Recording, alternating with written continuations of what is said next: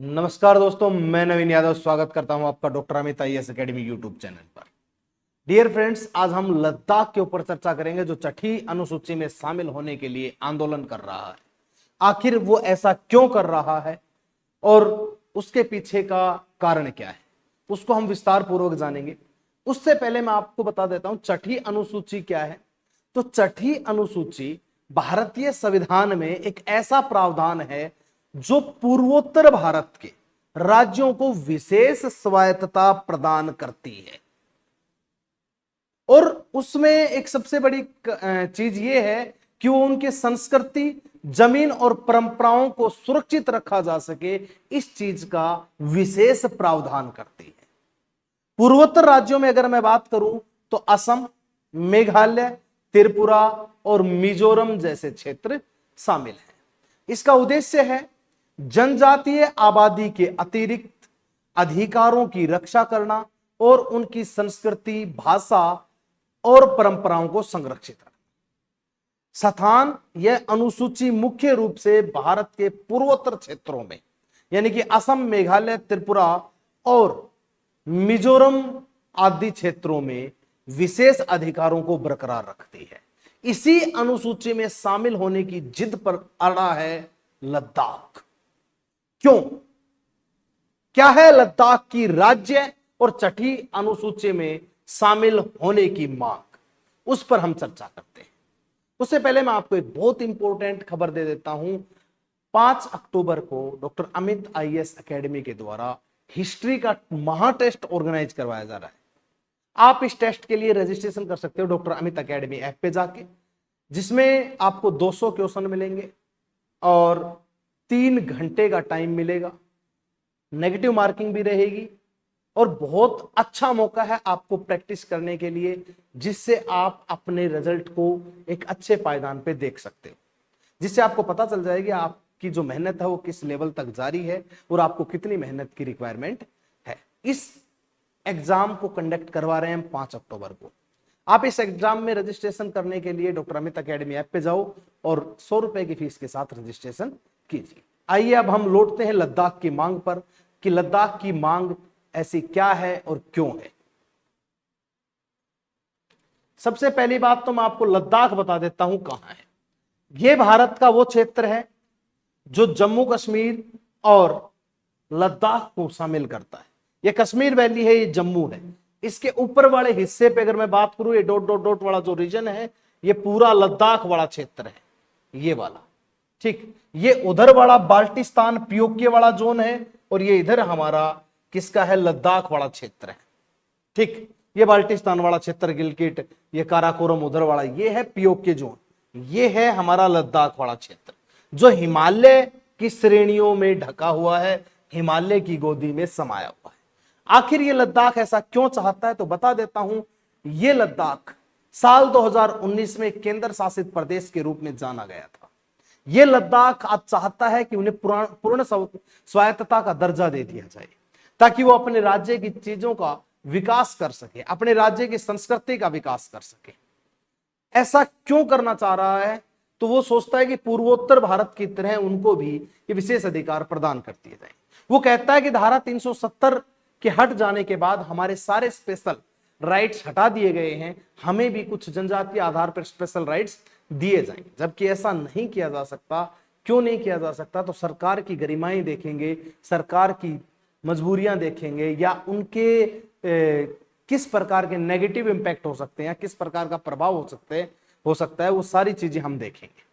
उन सभी चीजों का आधार देख करके हम निष्कर्ष भी जानेंगे कि क्या किया जा सकता है। तो ये लद्दाख वाला क्षेत्र मैंने आपको बताया है, 2019 में इसे केंद्र शासित प्रदेश घोषित कर दिया गया था। किसी टाइम पे जम्मू कश्मीर का भाग हुआ करता था। इसमें स्पेशल धारा 370 लगती थी, जहां पर भारतीय संविधान की कुछ चीजें लागू नहीं होती थी, या मैं कहूं कि यहां पर ये लोग भारतीय संविधान को नहीं मानते थे। पूरे भारत आईपीसी को फॉलो करने वाले थे, लेकिन जम्मू कश्मीर में रणधीर दंड संहिता का पालन किया जाता था। इसलिए साल 2019 में इनको केंद्र शासित प्रदेश का दर्जा देकर संपूर्ण भारत के एक छत्र संविधान के नीचे इनको लाया गया। आखिर अब क्या मुद्दा उठाया है इन्होंने, उस पर हम चर्चा करते हैं। आज का जो मुद्दा है वो है छठी अनुसूची पर आधारित। चर्चा में क्यों है?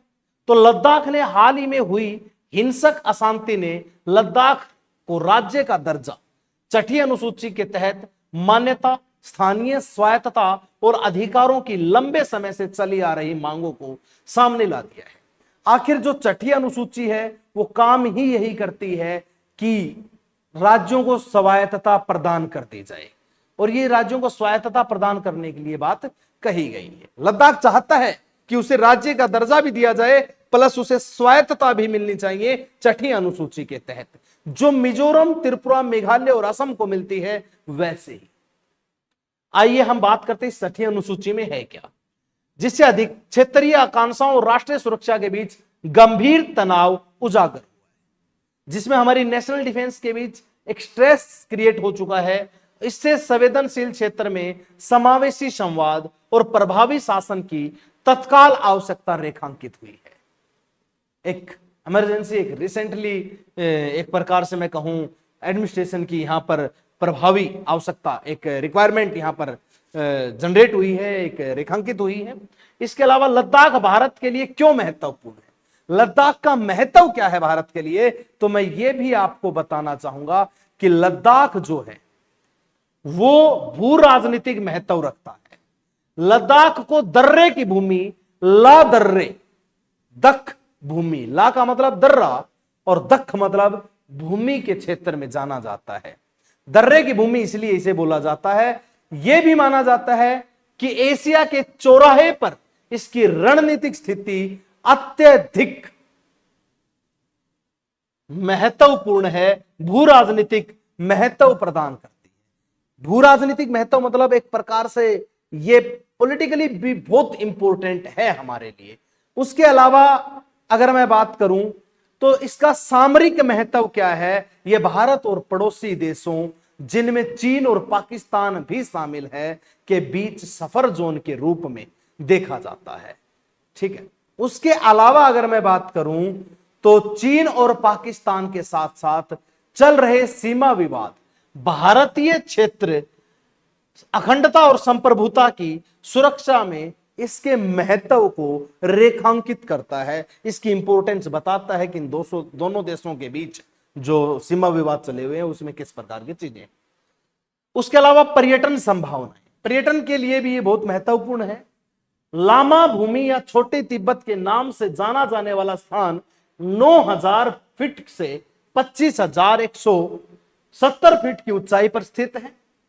एक उल्लेखनीय आकर्षण है हानले डार्क स्काई रिजर्व, जो खगोलीय परीक्षण के लिए दुनिया के सबसे ऊंचे, सबसे प्राचीन स्थलों में एक है, जो तारा निरीक्षण और खगोलीय फोटोग्राफी में रुचि रखने वाले पर्यटकों को आकर्षित करता है। पर्यटकों की दृष्टि से अगर मैं बात करूं तो पर्यटन के क्षेत्र में बहुत महत्वपूर्ण है। ट्रेकिंग, पर्वतारोहण और बौद्ध मठों के पर्यटन की सुविधा प्रदान करता है। ट्रेकिंग पर्यावरण की भी सुविधा देता है और पर्वतारोहण के लिए भी सुविधा प्रदान करता है। बौद्ध मठों को भी पर्यटन के रूप में एक सुरक्षा प्रदान करने का काम करता है और सुविधा प्रदान करने का काम करता है। हाल ही में इस मामले को सबसे पहले जिन्होंने उठाया वो थी सोनम वांगचुक। सोनम वांगचुक ने इस मामले को लद्दाख के लिए राज्य का दर्जा और छठी अनुसूची सुरक्षा उपायों की वकालत की और उसके लिए एक प्रमुख आवाज उठाई।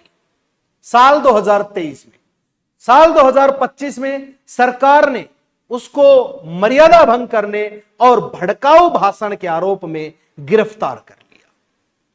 इसकी मेन लीडर जिसने आवाज उठाई वो थी सोनम वांगचुक, ये बात याद रखना। उसके अलावा आर्थिक महत्व भी है इसका। लद्दाख का आर्थिक महत्व क्या है, तो पर्यटन, कृषि और नवीकरणीय ऊर्जा में विशाल अप्रयुक्त आर्थिक क्षमता है।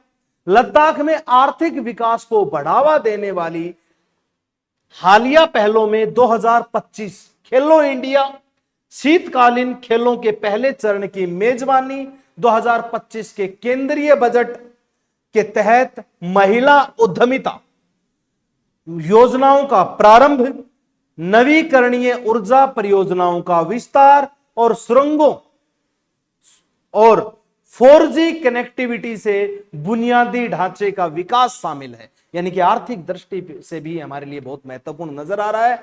उसके अलावा अगर मैं बात करूं तो बुनियादी ढांचे के विकास के साथ साथ पेंगोंग और तसो मोरिरी की प्राचीन झीलें और राज्य पहाड़ साहसिक और अवकाश पर्यटन को आकर्षित बनाते हैं। ये झीलें और ये पर्यटन क्षेत्र बड़े ही आकर्षक रूप में हमारे लिए आर्थिक मदद में महत्वपूर्ण साबित होते हैं।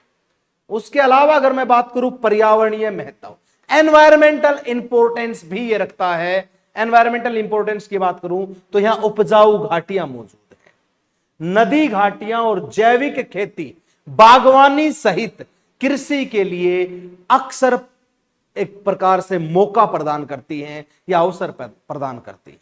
लद्दाख की प्रमुख नदियों में सिंधु, जांस्कर, श्योक और सुरु नदियां शामिल हैं, जो सिंचाई में सहायक हैं और साथ ही पारिस्थितिकी तंत्र को बनाए रखने का काम करती है, यहां पर इकोसिस्टम को बनाए रखने का काम करती है। उसके अलावा अगर मैं बात करूं तो प्रचुर मात्रा में सूर्य का प्रकाश और पवन संसाधन इसे सौर और पवन ऊर्जा परियोजनाओं के लिए उपयुक्त बनाते हैं, जो भारत के नवीकरणीय लक्ष्यों का समर्थन करता है।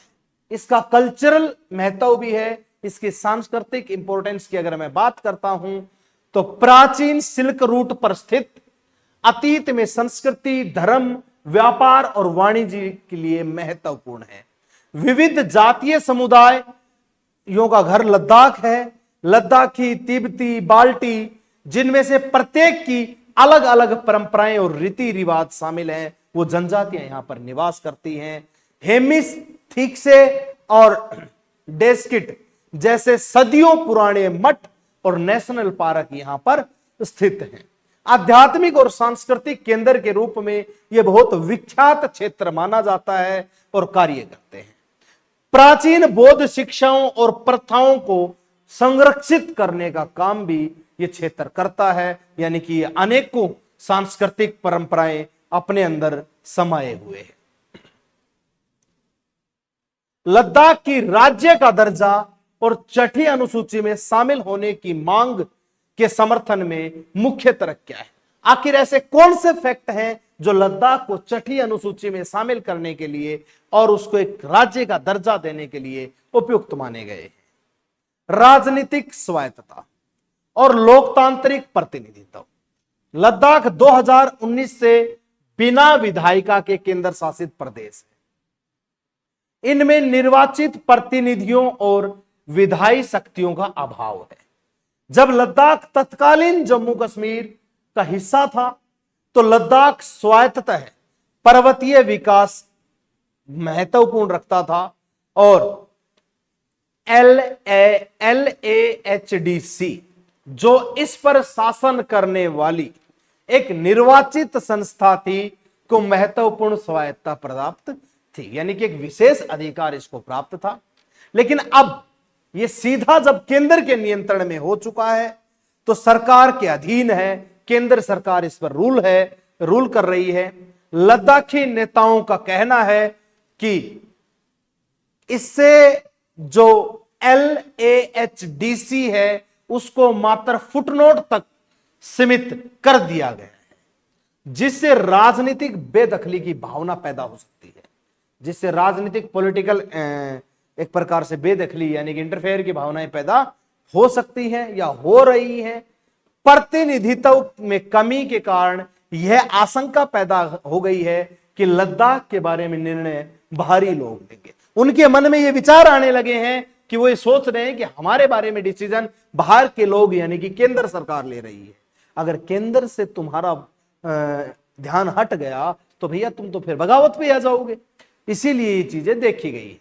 उसके अलावा अगर मैं बात करूं, राज्य का दर्जा मिलने पर जम्मू कश्मीर संघ और राज्य क्षेत्र की तरह पूर्ण राजनीतिक प्रतिनिधित्व और शासन शक्तियां बहाल हो जाएंगी, जहां निर्वाचित सरकार है।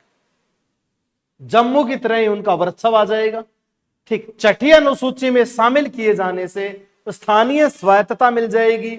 जिला परिषदों को विधायी और कार्यकारी प्राधिकार से और अधिक सशक्त बनाया जा सकता है, जिससे विकेंद्रीकृत शासन सुनिश्चित होगा। जनजातीय पहचान और संस्कृति का संरक्षण, यह कहता है कि हमारी जनजातीय पहचान को बनाए रखने के लिए और उसको सांस्कृतिक संरक्षण प्रदान करने के लिए भी हमें इन चीजों की आवश्यकता है। लद्दाख की 97% अधिक आबादी अनुसूचित जनजातियों की है। जम्मू कश्मीर राज्य के हिस्से के रूप में लद्दाख को अनुच्छेद 370 और 35A के तहत विशेष दर्जा प्राप्त था, विशेष अधिकार भी प्राप्त था। छठी अनुसूची के अंतर्गत समावेशन से जनजातीय रीति रिवाजों, भूमि अधिकारों और सांस्कृतिक पहचान की रक्षा के लिए संवैधानिक सुरक्षा प्रदान होती है। उसके अलावा जो अनुच्छेद 370 के निरस्त होने के बाद जनसंख्यिकी कमजोर पड़ने की आशंकाओं के बीच महत्वपूर्ण कहता है कि भाई हमें 370 जब हटा दी गई थी तो हमारी जनसंख्यिकी कमजोर पड़ने की आशंकाएं हैं, इसलिए हमें विशेष स्वायत्तता दी जाए जो अनुसूचित 6 प्रदान करती है। ये खास इनके लिए इन्होंने मांग की है कि हमें राज्य के दर्जे के साथ इसमें शामिल किया जाए। आखिर छठी अनुसूची क्या है? तो आसान शब्दों में मैंने बताया कि राज्य को स्थानीय स्वायत्तता प्रदान करती है, विशेष स्वायत्तता प्रदान करती है।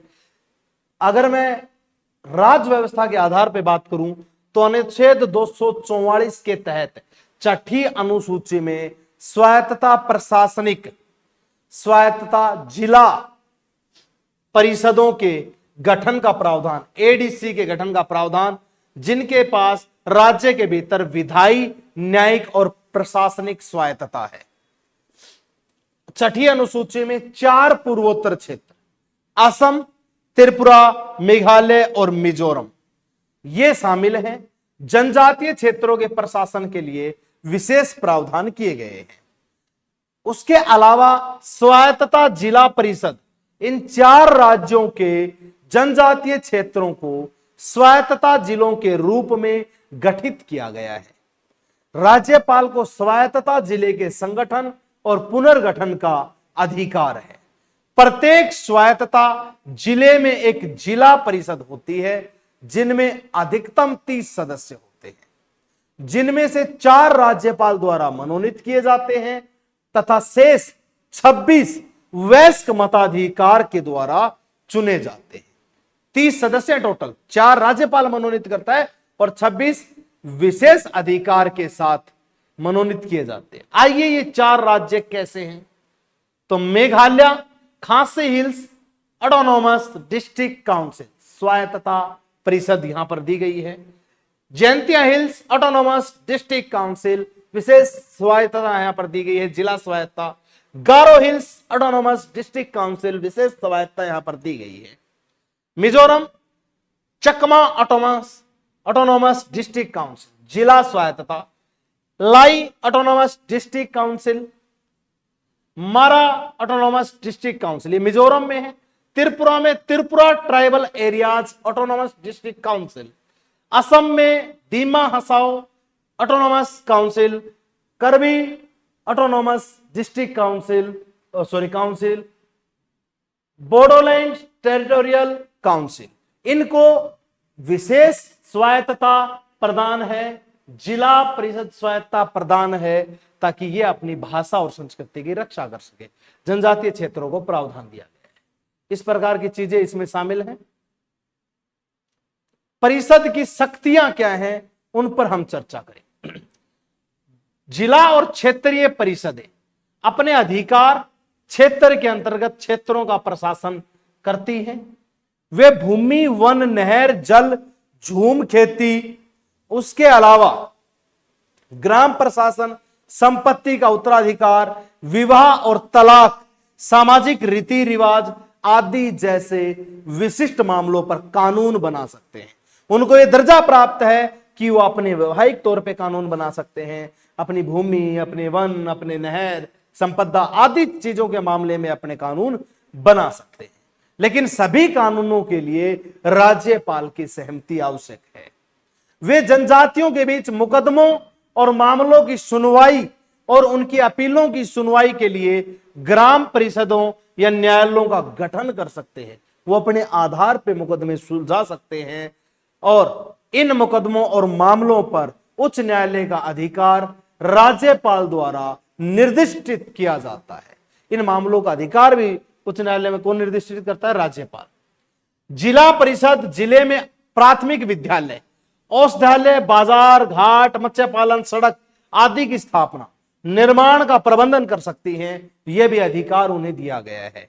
उन्हें भूमि राजस्व का आकलन करने, संग्रह करने तथा निर्दिष्ट कर लगाने का अधिकार दिया गया है कि वो भूमि राजस्व का संग्रह कर सकती हैं, निर्दिष्टित कर भी लगा सकती हैं। यह अधिकार भी है, लेकिन अनुमति किसकी होगी? राज्यपाल की। यदि लद्दाख को यह दर्जा दे दिया जाए तो इसके खिलाफ तर्क क्या है, इसके अगेंस्ट चीजें क्या है? तो बात यह है कि लद्दाख को राज्य का दर्जा देने और छठी अनुसूची में शामिल करने के खिलाफ तर्क, मिसाल कायम होने का खतरा। क्यों? क्योंकि लद्दाख को यदि छठी अनुसूची में शामिल कर दिया जाता है या छठी अनुसूची में शामिल करने का दर्जा देने से भारत भर में जो अन्य राज्य हैं, अन्य क्षेत्रीय रूप से विशिष्ट जनजातीय समुदायों की ओर से भी इस तरह की मांग उठ सकती है और भी बोल देंगे कि भाई हमें भी इसमें शामिल किया जाए। यूपी क्षेत्र में जनजातियां हैं, एमपी में हैं, न जाने कितने क्षेत्रों में जनजातियां, वो सभी बोल देंगे कि हमें विशेष दर्जा दे दिया जाए। तो फिर तो भारत एक प्रकार से डिवाइड हो जाएगा ना। फिर तो सरदार वल्लभ भाई पटेल ने क्यों बोला था कि भारत एक होना चाहिए? इसीलिए भारत में 9 केंद्र सरकार के पास शक्तियां थी जो सर्विसेज रखती थी, 9 में से 7 हटा दी गई थी। भारत इकलौता देश है जो आईपीएस जैसी सर्विस रखता है, जो पूरे क्षेत्र पे कब्जा रखता है, यानी कि एक प्रकार से भर्ती के अंदर करता है, ट्रेनिंग के अंदर करवाता है, लेकिन ड्यूटी राज्यों में आ जाती है उसकी।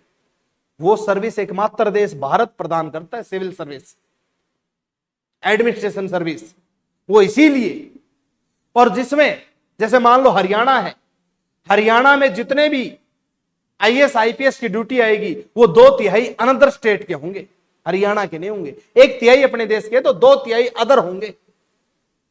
अगर इसी राज्य के इसी जगह पर ड्यूटी देने लग जाए तो फिर डिस्प्यूट हो जाएगा और फिर एक दिन वो राज्य अपने आप को अलग करने की मांग कर लेगा। तो इस प्रकार से केंद्र का अधिकार राज्यों पर हुआ है, इसीलिए हमारे देश में यूनियन बना हुआ है, फेडरेशन नहीं।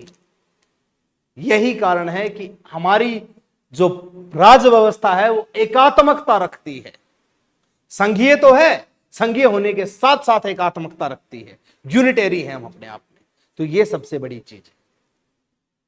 यदि सभी को विशेष दर्जा देने लग गए तो फिर तो देश में हर राज्य विशेष दर्जा मांगेगा, हर क्षेत्र में ये चीजें देनी होंगी, क्योंकि बहुत सारे क्षेत्र है जहां पर जनजातियां निवास करती हैं। उसके अलावा अन्य क्षेत्रीय इसमें जनजातीय समुदायों की ओर से भी इस तरह की मांग उठ सकती है, जिससे संघीय शासन और संवैधानिक संतुलन संभवतः जटिल हो सकता है, जिससे हमारा संघीय शासन पर इफेक्ट पड़ेगा, प्रभाव पड़ेगा, जिससे हमारी संवैधानिक जो बैलेंस बना हुआ है वो और कठोर हो जाएगा, फिर मुश्किल हालात पैदा हो जाएंगे। इसलिए हमें बचाने की कवायद की गई है, इसलिए उसको शामिल नहीं किया जा रहा है।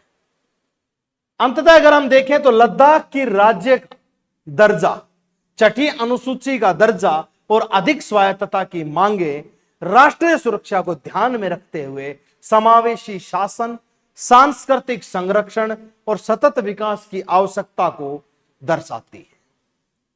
एक चरणबद्ध परामर्श की अगर मैं बात करता हूं तो दृष्टिकोण के आधार पर